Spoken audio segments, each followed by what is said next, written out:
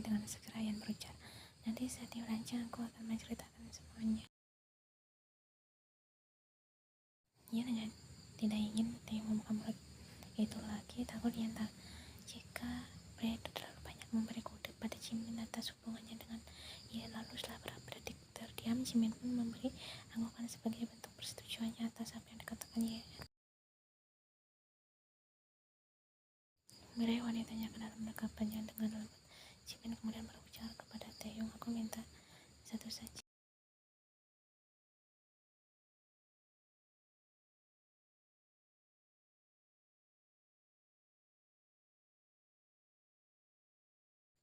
Setelah beberapa saat berlalu tanpa jawaban dari kedua orang di hadapannya, sebuah senyum miring terbit di wajah Taeyong tatkala dia menyadari apa yang akan dua manusia ini lakukan di dalam kamar. Dengan netra yang menyorot tajam kepada Ian, Taeyong kemudian berujar, ingat prinsipmu, tidur dengan kekasih yang belum kau nikahi bisa membuat pernikahanmu gagal. Kau hanya bercanda, ibunya sembari melemparkan satu bungkus bunga dari saku celananya sebelum berjalan menghampiri lift yang akan membawanya ke kamarnya. Jarum jam sudah menunjukkan pukul 4 pagi dan Kim Taeyong tak tahu apa yang bisa dia lakukan untuk membuat matanya terlelap. Dengan beberapa botol wine yang sudah tanda sisinya, pria itu menarik selimut yang dia gunakan untuk membungkus yang sedang bersandar di atas sofa yang berada di lantai dasar rumah ini. Dia sudah menghabiskan beberapa tayangan di televisi yang masih menyala, kendati lampu ruangan ini sengaja dia matikan. Dia juga sudah mengisi perutnya dengan beberapa bungkus ramen yang sialnya terasa pahit malam ini, akan tetapi kandungnya tak kunjung datang atau hanya sekedar menyala.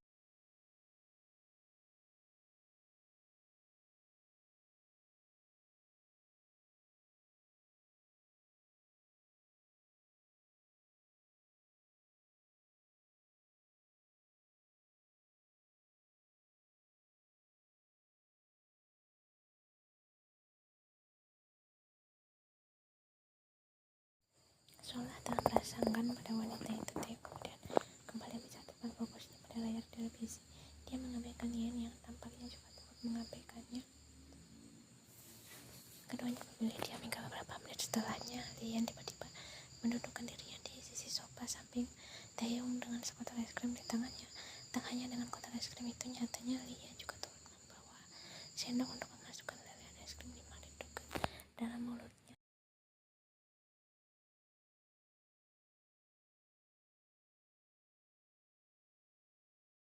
Kendati keduanya duduk dalam jarak yang sempit, keduanya tetap memilih bungkam sampai Ian bersuara terlebih dahulu.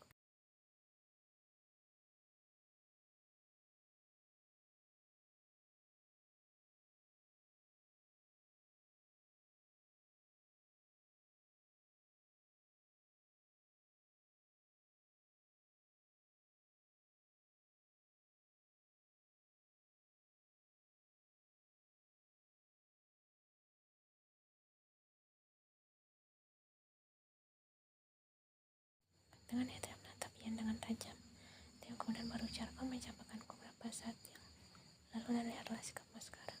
Aku memang mengakhiri relasi dengan kita, tapi kau tetap sahabatku. Ucap Ian sebelum meletakkan kotak es krimnya di meja sudut yang berada di samping kirinya.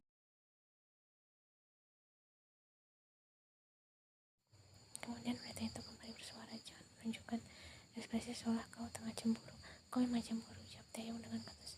Kau seperti bayi, komentar Ian tepat sebelum Taeyong kembali berujar, kau jelek dengan gaun putih itu. Ini kesukaan Jimin, ungkap Ian dengan senyumnya. Senyum yang kemudian membuat Taeyong kembali menyuarakan balasan dengan nada bicara yang kelewat ketus. Seleranya jelek, sangat jelek.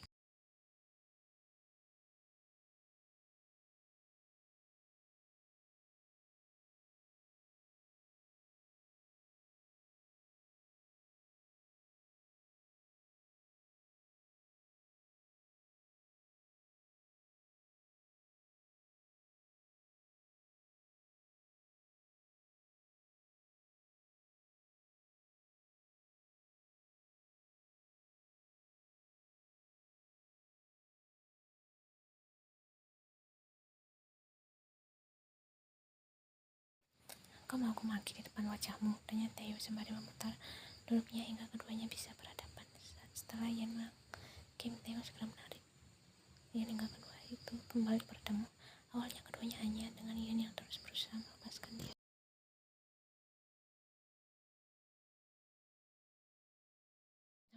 Namun kata Taehyung mulai Ian satu tahu sisi dalam dirinya menginginkan dengan Taehyung lagi. Dia benar-benar menginginkan Taehyung hingga ketika dia membalas Taehyung datang sadar bahwa dalam ruangan ini dinyalakan oleh seseorang.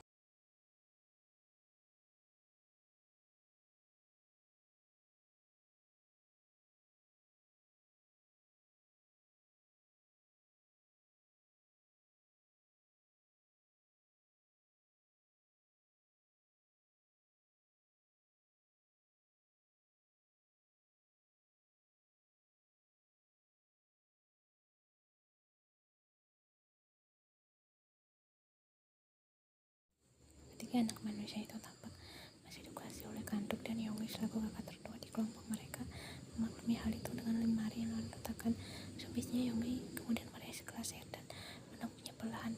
Selesai dengan minumnya, dia pun mulai membuka suara.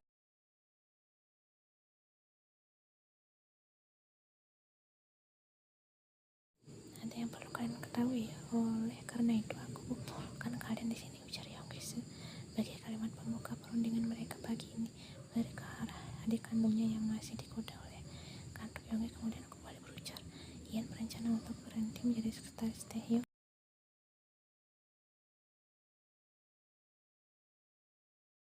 Dengan ulah terus seru Ian yang sudah seperti tersiram air neraka saat mendengar apa yang baru saja dikatakan oleh Yonggi. Jimin yang mendengar doa Yonggi pun bertanya dengan lembut baik kepada Yonggi maupun kepada kekasihnya yang terlihat begitu berapi-api saat Yonggi membahas masalah keputusannya itu pada rapat kelompok mereka.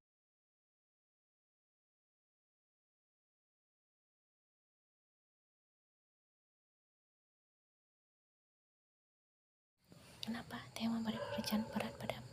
Tanya Jimin dengan netra yang menatap penuh kepedulian. Kan tapi yang tidak memberi jawaban. Wanita itu hanya mendengus sebelum mengakhiri sesi makannya dengan meletakkan sumpitnya di atas permukaan meja. Dari cara wanita itu meletakkan sumpit saja sudah dapat dipastikan bahwa dia akan mengamuk sebentar lagi. Oleh karena itu, Jimin yang duduk di samping Ian pun memutuskan untuk mengusap punggung dengan tangan kekasihnya itu dengan harap apa yang dia lakukan dapat sedikit meredam amarah yang tampak menggebu-gebu itu.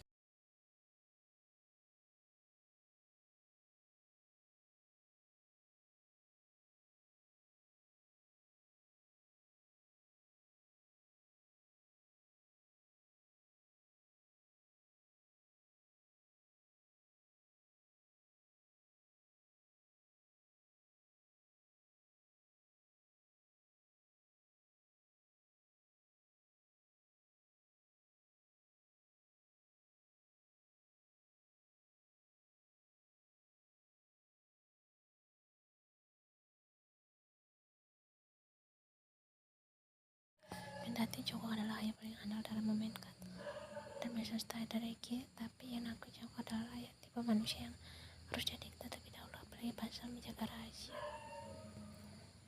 Dengan netra menatap Joko yang tengah kegelagapan ketika ditodong tertatap oleh Yonggi dan Jimin, Ian kemudian menjawab, Elena menyerangku beberapa hari yang lalu. Dia mengirim pria dengan di tangannya. Kau baik-baik saja? Tanya Jimin yang segera dijawab oleh Ian dengan nada bicara yang berusaha dia buat selembut mungkin, padahal hati dan kepalanya tengah mengobarkan api besar-besaran.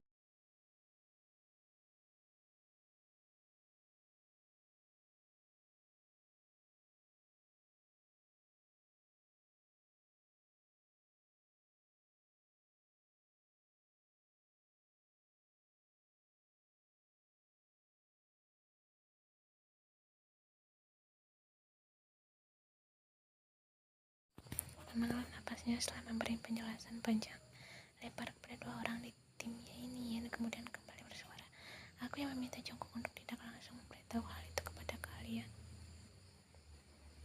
Kau tahu tidak seharusnya kau membuat rahasia di antara kami, ujar Yong yang Ian akui kebenarannya. Oleh karena itu, sembari menganggukkan kepalanya, Ian berujar, kau benar, aku memang salah karena sudah menyimpan rahasia itu. Kenapa dia menyerangmu sampai seperti itu? Tanya Jimin yang masih menaruh fokusnya pada sosok kekasihnya ini.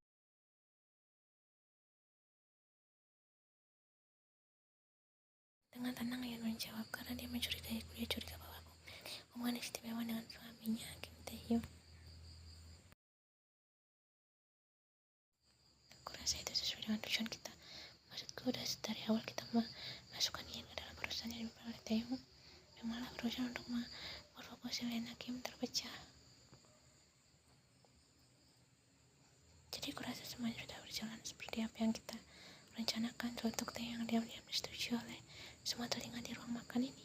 Sementara itu berteman anggukannya, Jimin kemudian bertanya, jadi kau berhenti menjadi sekretaris Taehyung karena kau merasa tenang serangan yang diberikan oleh Lena?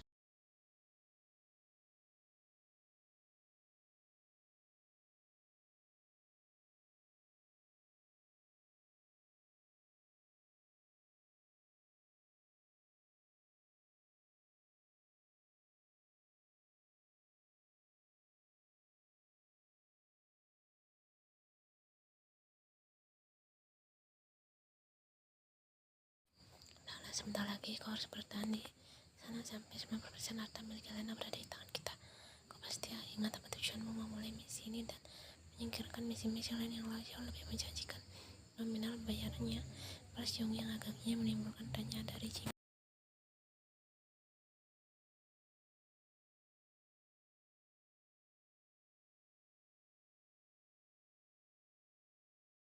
Bagaimana jika Ian akan terluka? Belum selesai, Jimin baru bicara, Ian telah terlebih dahulu membuat aku kerjakanlah dengan cepat. Lama aku menjadi pengalih perhatiannya. Kau yakin? Tanya Jimin yang imbui, aku mengkhawatirkanmu. Menjadi pejabat artinya tidak takut untuk mendapat kejahatan seperti apa yang dia lakukan. Akan menjadi pengecut jika seorang penjahat mundur karena gerakan penjahat lain. Balas Ian dengan senyum yang diam-diam berhasil mengukir senyum tipis di wajah Yonggi.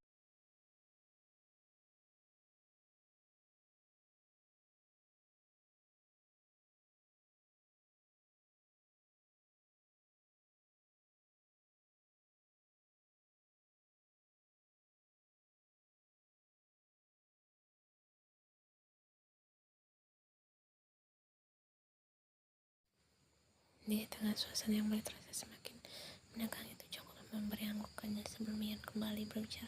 Penjahat yang paling jahat adalah dia yang berhasil menyembunyikan kejahatannya dan melapisi wajahnya dengan wajah yang baru, wajah yang mampu membuat orang lain menghibah padanya.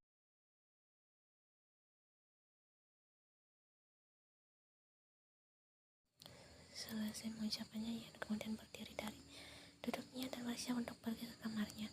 Tetapi langkahnya berhenti manakala Jungkook bertanya, Jim, pagi tadi kenapa kau berada di luar? Untung saja kau berada di luar. Jika tidak, sudah pasti aku akan tidur di halaman karena mabuk. Seketika itu Ian teringat bersama Taehyung pagi tadi, tepat pukul 4 dini hari, dan dia kembali ke kamar setelah melihat lampu ruang tengah menyala tanpa ada orang lain di sana.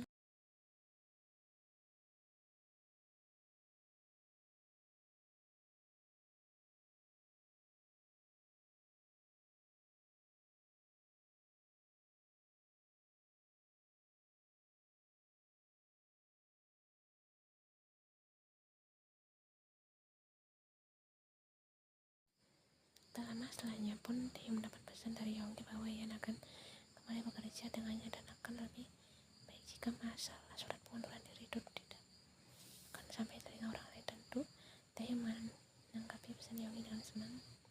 Sementara itu dengan kesalahan yang berusaha dia tahan, dia menyalakan komputer di meja kerjanya yang berhadapan langsung dengan ruangan yang tengah dipenuhi oleh manusia setengah iblis yang diam-diam sedang menatapnya melalui kaca jendela yang terbuka di raihnya.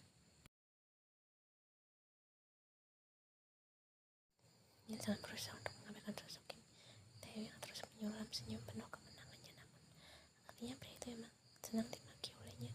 Dengan gilanya Taehyung mengirim pesan padanya dengan isi yang sangat kasihan pada kedua mata yang harus membaca pesan itu.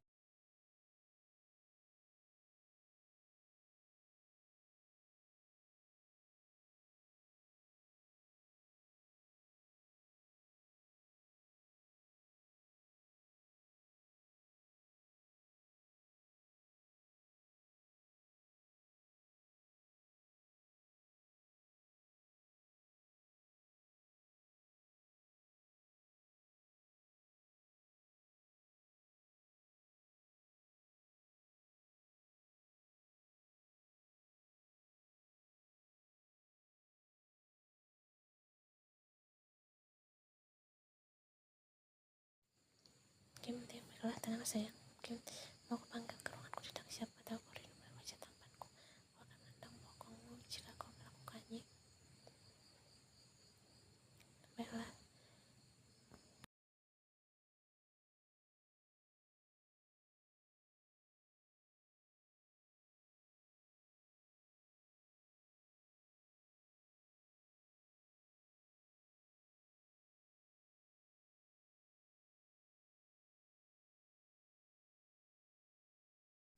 Setelah dia melangkah masuk dan menutup pintu, seketika itu Taeyong menutup diri pada jendela kaca yang berada di ruangannya ini dengan remote kontrol yang pria itu genggam.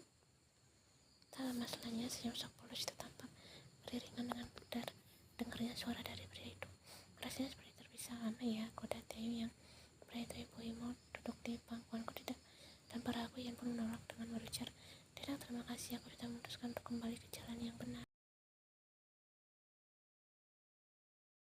Keluar dari mulut wanita yang membalas bangkitan di celutuk Taeyong yang kesetika itu mengingatkan Ian pada perkataan Jongkok saat sarapan bersama beberapa saat yang lalu. Manakala Ian hendak membahas hal itu bersama Taeyong, tiba-tiba ruangan itu terbuka dan menampakkan sosok Elena Kim yang terlihat cukup terkejut oleh kehadiran Ian di dalam ruangan ini.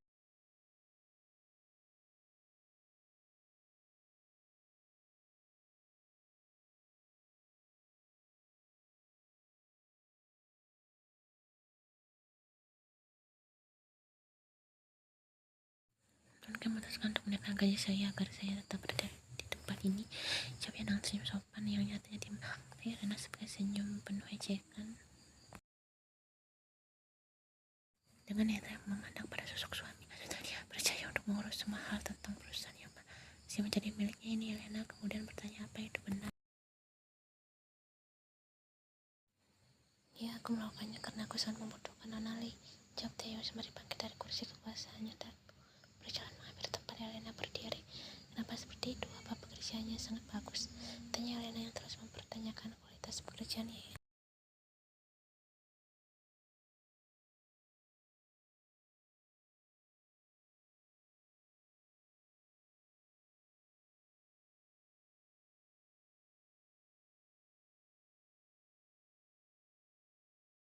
Dengan dada yang hampir saja menyusut dalam sorotnya, Ian kemudian menjawab, banyak hal yang saya lakukan, apapun, mulai dari menghafal jadwal Tuan Kim sampai 1 minggu ke depan, berbicara dalam bahasa agar bisa menemani Tuan Kim dalam perjalanan bisnisnya, juga andal dalam beberapa oral.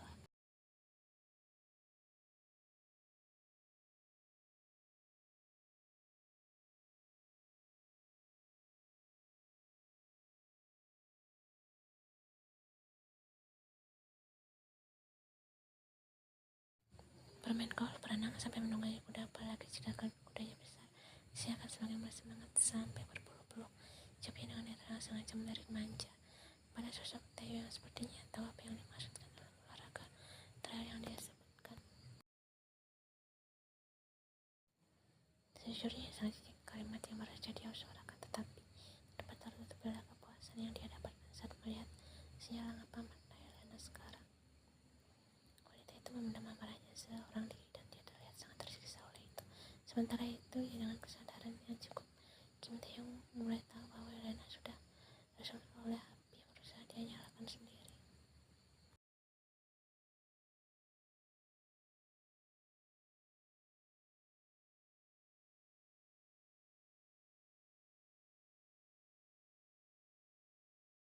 Ada pertemuan penting nanti malam dan hanya Nona Lee yang bisa menemukan jajan cocok untukku. Semua Taeyong saya memberi kuda agar Ian menyetujui. Kan yang enggan menatap ia dan tampak riangkukannya sebelum kedua anak manusia itu keluar.